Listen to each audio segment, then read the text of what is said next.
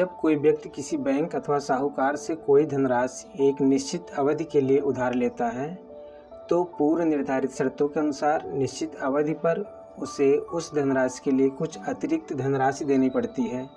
इस अतिरिक्त धनराशि को ब्याज कहते हैं, या हम दूसरी भाषा में कह सकते हैं कि जब हम किसी बैंक या म्यूचुअल फंड में अपना पैसा जमा करते हैं तो निश्चित अवधि पर उस धनराशि के लिए कुछ अतिरिक्त धनराशि हमें प्राप्त होती है।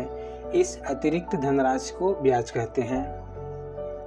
उदाहरण के लिए देख लेते हैं, यदि कोई व्यक्ति किसी साहूकार से 2000 रुपये एक वर्ष के लिए उधार लेता है तथा एक वर्ष बाद साहूकार को 2400 रुपये देता है, तब एक वर्ष का ब्याज बराबर होता है 2400 माइनस 2000 इज इक्वल टू 400 रुपये। यहाँ ध्यान देने वाली बात यह है कि हमारा मूलधन जो है वो 2000 रुपये है और मिश्रधन 2400 रुपये हो गया है। जब कोई व्यक्ति बैंक अथवा साहूकार से एक निश्चित धनराशि लेता है तो उस राशि को मूलधन कहते हैं। मूलधन को पी से निरूपित किया जाता है। अब मिश्रधन का टर्म है। मिश्रधन किसे कहते हैं? मिश्रधन वह धन होता है जो मूलधन व साधारण ब्याज के योग से प्राप्त होता है, अर्थात मूलधन व साधारण ब्याज के योग को मिश्रधन कहते हैं। हम मिश्रधन को ऐसे निरूपित करते हैं।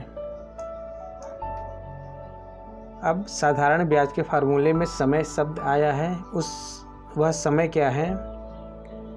किसी व्यक्ति द्वारा उधार लिया गया धन या जमा किया गया धन जिस निश्चित अवधि के पश्चात वापस या पुनः प्राप्त किया जाता है, उस अवधि को समय कहते हैं तथा समय को टी से निरूपित करते हैं। उदाहरण के लिए हमने किसी बैंक से 5 वर्ष के लिए 1 लाख रुपए लिया है, तो 5 वर्ष बाद हमें वो पैसा जमा करना है, तो ये जो 5 वर्ष है यही समय है। पूर्व निर्धारित शर्तों के अनुसार जिस दर से उधार ली गई या जमा की गई धनराशि पर ब्याज की गणना की जाती है वह दर ब्याज की दर कहलाती है।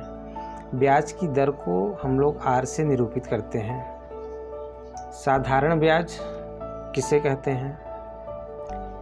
जब ब्याज की गणना केवल उधार ली गई धनराशि पर निश्चित अवधि के लिए समान रूप से की जाती है तो इस प्रकार प्राप्त ब्याज को साधारण ब्याज कहते हैं। सामान्यतः साधारण ब्याज को एसआई से निरूपित किया जाता है और साधारण ब्याज का सूत्र है मूलधन गुणित दर गुणित समय बटा 100।